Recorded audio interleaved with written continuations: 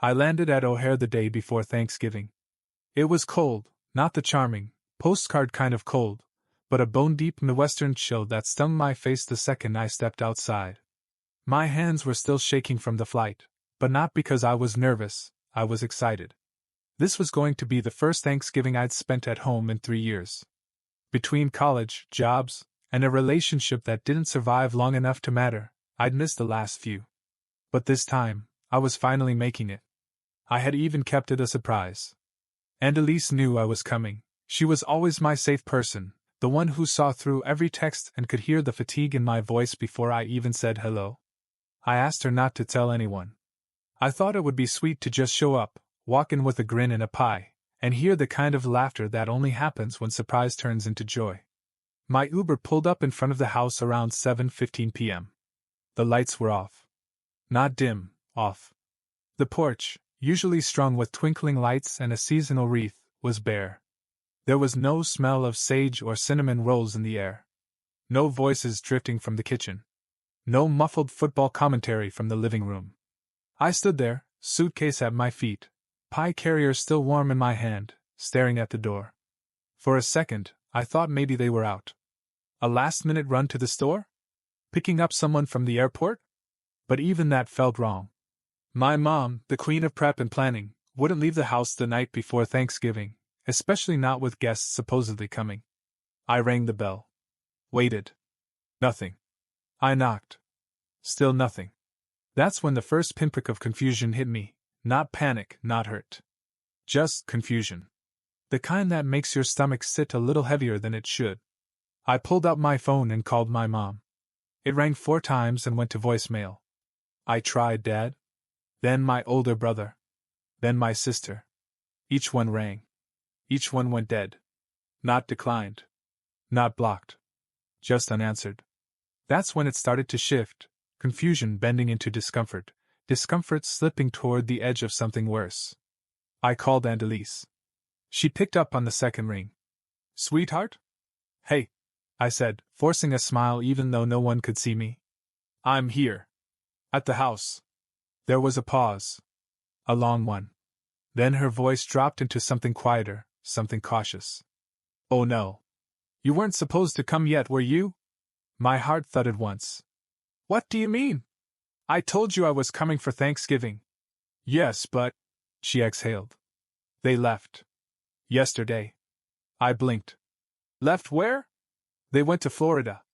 Your brother's girlfriend's family rented a beach house. Your mom thought it would be a fun change of scenery. Last-minute thing. But no one told me. I know. My throat went dry. They just left? I told your mom you were coming. She said she didn't want to ruin the surprise by canceling your trip. I assumed she told you.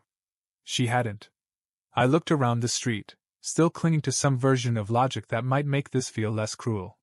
They left me here. There was silence on the line. Yes, Annalise said softly. They did. Annalise arrived 15 minutes later. Her small car pulled into the driveway like it was sneaking up on the truth. She stepped out, bundled in a long navy coat, gray hair pinned up, lips tight, not angry, but pained. Like someone who tried to stop a train wreck and now had to help pick up the pieces. She didn't ask questions. She didn't offer excuses. She just walked up to me, wrapped her arms around my shoulders, and held me for longer than I expected. I'm so sorry, she whispered. I nodded, but my jaw was locked too tight to say anything back. She took the spare key from her coat pocket and unlocked the door. It creaked open like it hadn't been used in days, because it hadn't. Inside, the house felt wrong. It was clean, spotless even, but stripped of life. No coats by the door. No grocery bags on the counter. No smell of turkey brine or cinnamon rolls or half-prepped casseroles. The fridge was nearly empty except for condiments and a half-used bottle of white wine. Even the fruit bowl was gone. They didn't just leave. They cleared out. Annalise walked ahead, flicking on lights room by room like she was trying to make it feel normal. But it didn't. It felt like a hollow stage set, familiar walls, no heartbeat. You can stay at my place, she said gently. I figured, well, I didn't think they'd leave the house empty, but I brought an overnight bag just in case. I sat down at the kitchen island and set the pie on the counter. I stared at it. Golden crust, perfectly browned edges, a little foil tag still attached from the bakery near my apartment. I had picked it out specially because Mom always said she hated overly sweet pumpkin pie. I couldn't even picture her face clearly right now. Just that gut-hollowing fact, they knew I was coming. And they left anyway. You told her, didn't you? I finally asked. Aunt Elise sighed. I did. A few days ago. I reminded her you'd said you were surprising them, that you already had your ticket. She waved it off. Said it would all work itself out. Work it out. What was I supposed to be in that scenario? The leftover? The one who'd shrug and laugh it off? Why didn't she just tell me? I asked. Cancel. Reschedule. Anything. Elise gave me a long look. The kind of adults give when they know the truth will cut deeper than the lie. Because that would have meant admitting they didn't want to change their plans. That they chose something else over staying. But I'm their kid. I know. I felt my throat close. I thought coming home would matter to them. Elise sat down across from me. I think it did. Just not enough. That sentence sat in the room like a cold draft.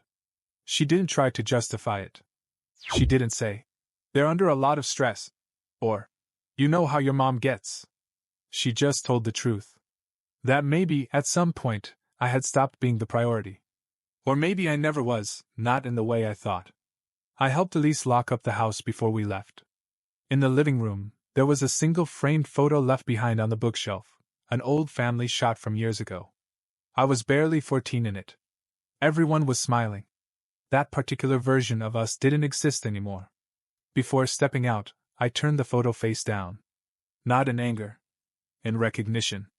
That version of home, the one I had flown across the country to chase, was already gone long before I arrived. Aunt Elise's house had always felt like a softer version of the one I grew up in. Same layout. Same builder. But hers had warmth in the corners, knit blankets over the couch, framed paintings from local art fairs, small tokens that said someone lived here intentionally. That night she made tea while I sat curled up in her living room, wrapped in an old quilt I remembered from when I was little. We didn't speak much. The silence wasn't awkward, it was necessary. I didn't need questions. I needed space. Around 9:30, she brought over a mug and set it gently on the coffee table. You should know something, she said, her voice low. Not because I want to stir the pot, but because I think you deserve the full picture. I looked up, brows furrowed. She sat down across from me and folded her hands in her lap. That trip to Florida? The one they said was last minute? It wasn't. What do you mean? Your mom called me 3 weeks ago. Asked if I could help water the plants while they were away. Said they'd be gone the week of Thanksgiving. She didn't sound rushed. She had it planned. I blinked. 3 weeks ago? She nodded. At least. Maybe longer. Flights, house rental, the whole thing. My stomach flipped. 3 weeks ago, I had been texting my mom memes. Calling her to ask which pie she liked best. She never said a word. Not a hint. They made a plan to leave and chose not to tell me. I set my mug down, untouched. She told you I was coming, I said slowly, and then turned around and booked a vacation. She said they needed a break. Those things had been tense. I didn't realize she hadn't told you, until tonight. Tense. Was that it? Was I the tension? Had I become the unspoken obligation, the relative you invite out of tradition but secretly hope will say no? Elise reached over and squeezed my hand. You deserve better than this. I nodded, but the ache didn't ease. It settled deeper. Because this wasn't just about the house being empty, or the unanswered phone calls, or the warm pie cooling on an empty counter. This was about knowing I was coming and deciding to leave anyway. This was about omission as a strategy, using silence to sidestep the discomfort of having to own a decision. They could have told me. They could have said, we already made plans. They could have offered to reschedule. They could have asked me to join. But instead they acted like I didn't exist. Like I was an extra line item in their emotional budget they couldn't afford this year. Later that night, I sat on Elisa's guest bed with my laptop open. I couldn't sleep, so I started looking through old messages. Backlogs of texts from my mom. Conversations that, in hindsight, read like stage directions, carefully vague, cheerfully shallow. There wasn't a single message about Thanksgiving. Not one. She had dodged it entirely. And me? I had read that as love. I had told myself, she's just busy. It'll be fine when I show up. I was wrong. I clicked over to the airline's site. My return flight wasn't for 4 more days. I could have changed it, but I didn't want to. I didn't want to retreat. I wanted to exist here, to take up space, to feel the weight of the moment, to stop letting people get away with disappearing me. The next morning, Elise made pancakes and set a place at the table without comment. She didn't ask how I slept. Didn't prod. Instead, she poured syrup, set the fork beside my plate, and said, "So, what do you want to do today?" For the first time in days, I didn't feel like a problem to be solved. I felt like a person someone was simply glad to see. After breakfast, we bundled up and walked to the park 2 blocks from Aunt Elise's house. The air had that sharp edge of late November, cold, but not painful. The kind of weather that makes you move slower, breathe deeper. We didn't say much as we walked. The leaves had all dropped, carpeting the sidewalk in soft gold and brown. There was no rush. No agenda. Just time. Eventually, we found an empty bench facing a line of bare trees, and Elise sat down, tucking her gloves into her coat pocket. "I've been waiting a long time to tell you something," she said. "But I didn't know if it would help or just hurt." I looked over, eyebrows raised. "What is it?" She leaned back against the bench, her eyes scanning the trees like she was watching memories drift by. "I know what it feels like to be left behind by this family. Not literally, not like a forgotten Thanksgiving invite. But emotionally. Quietly. Strategically." I frowned. I had always seen Aunt Elise as the strong one, the grounded one who didn't need validation. I had never once considered she'd feel like me. "When I was younger," she continued, "I was engaged to someone they didn't approve of. Your mom hated him. Said he wasn't on our level. Dad wouldn't even say his name. One year, I showed up to Christmas, and they had already celebrated 2 days earlier, without telling me." I blinked. "Seriously?" She nodded. "They said they were too busy to reschedule. That I should have called first. I'd brought gifts. Made dessert. They took the pie and sent me home." She smiled, but there was no humor in it. "That's when I learned something. When our family feels uncomfortable, they don't confront. They edit. They delete people quietly and hope the silence will smooth over the ugliness." It was eerie how familiar that sounded. I exhaled slowly. "So it's not just me. It's never been just you," she said. "But you're the first one to say it out loud." That sentence stuck with me for hours after we walked home. You're the first one to say it out loud. It made sense now, the silences, the casual deflections, the way I had felt like a background character in my own family story for years. It wasn't an accident. It was practice. They had done this before. And like Aunt Elise, I had always blamed myself. Thought maybe I was too sensitive, too reactive, too much. But maybe I was just the latest person who made things inconvenient. That evening, I asked her something I'd been circling for days. "Why didn't you go with them?" She paused in the middle of folding laundry. Looked up at me with a faint smile. "Because I knew what it was. Mia's family paid for the rental, and your mom wanted to keep things simple. I would have been a complication." I stared at her. "So you were cut too?" She nodded. Quietly. "No drama. Just a shrinking list." I shook my head. "And you're okay with that?" She folded the towel, placed it in the basket, and said, "I'm not okay with it. I'm just not waiting on them to feel guilty about it." That hit hard. I'd been doing exactly that, checking my phone, scanning for apologies, replaying conversations. Hoping someone would call and say the thing I needed to hear. But they hadn't. And maybe they wouldn't. That night, I sat in bed and wrote a letter. Not to send. Not to weaponize. Just to say what needed to be said for me. I wrote. "You could have just told me. You could have said we're doing something different this year. You could have been honest. But instead, you made a choice. And I'm making one now, too. I'm done asking to be included." I folded the paper and left it on the nightstand. I didn't need them to read it. I just needed to say it out loud, finally. It started with a group message. The same family thread that had gone silent for days suddenly lit up like nothing had happened. Dad, hope everyone's having a great weekend. Sending love from sunny Florida. Then a photo followed, the whole crew standing on a dock. Ryan, Mom, Dad, even my sister, Lauren, all smiling, arms around me as parents. Everyone looked like a Pinterest ad for blended families. No caption. No acknowledgement that I wasn't there. Just a wide-angle view that made it look like everything was whole. I didn't reply. But I didn't have to. An hour later, my phone buzzed again. Lauren. Direct message. Hey. I heard you ended up staying with Aunt Elise? That wasn't supposed to happen. I stared at the message for a while. Wasn't supposed to happen. What did that even mean? I was supposed to go back to the airport quietly? Wait at the empty house like a forgotten Amazon package? I typed, then deleted. Then typed again. Eventually, I settled on. No one told me the house would be empty. What did you expect? She responded quickly. I thought Mom told you. She said you changed your plans or something. We didn't know you were still coming. There it was. The first crack in the story. Mom had told them I wasn't coming. Which meant she lied, not just by omission, but actively. She covered herself in silence, and then rewrote my role entirely. Later that night, Dad called. I didn't answer. He left a voicemail. Hey, kiddo. We missed you this week.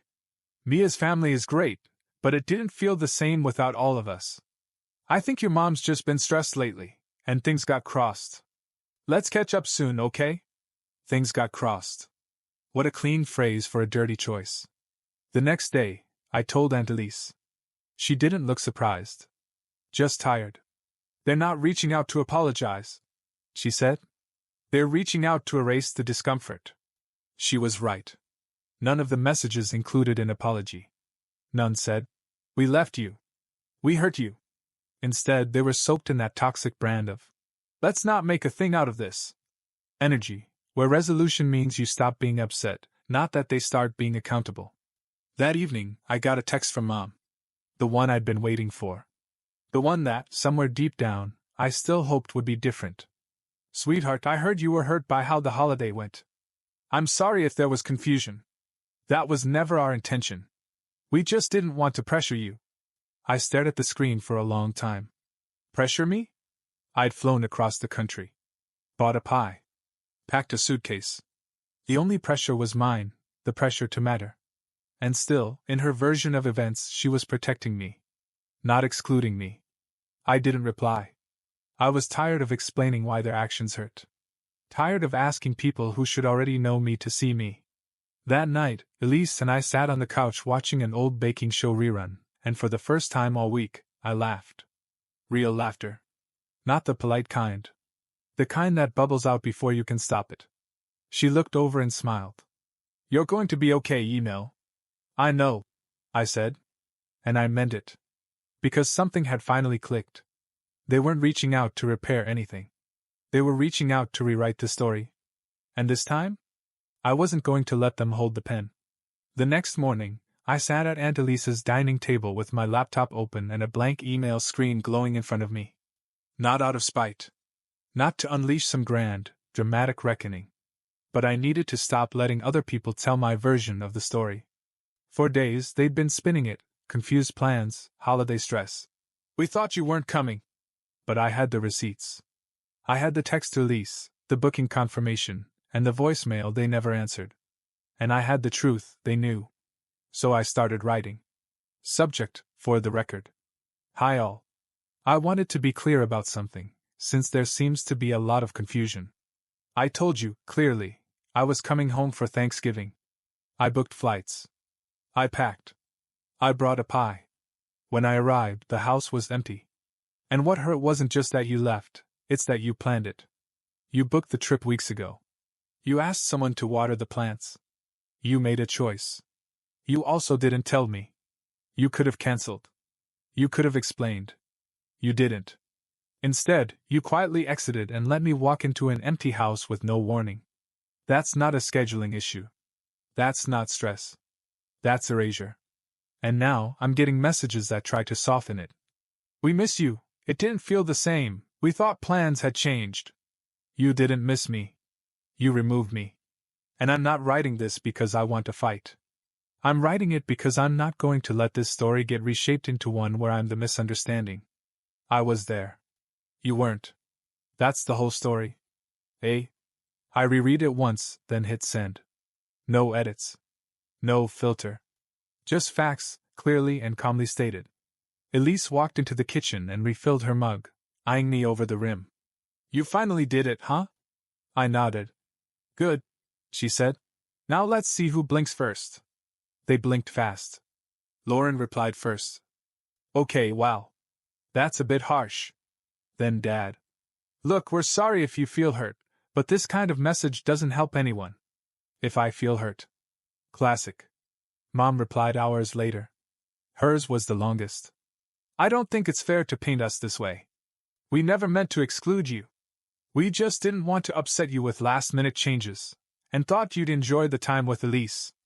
It wasn't personal. We love you. I stared at that line. It wasn't personal. I closed the thread without replying.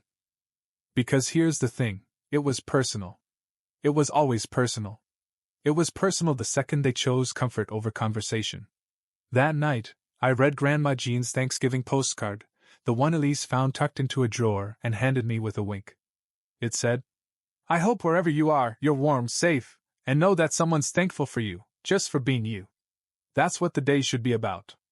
That was all I needed. I didn't respond to the emails.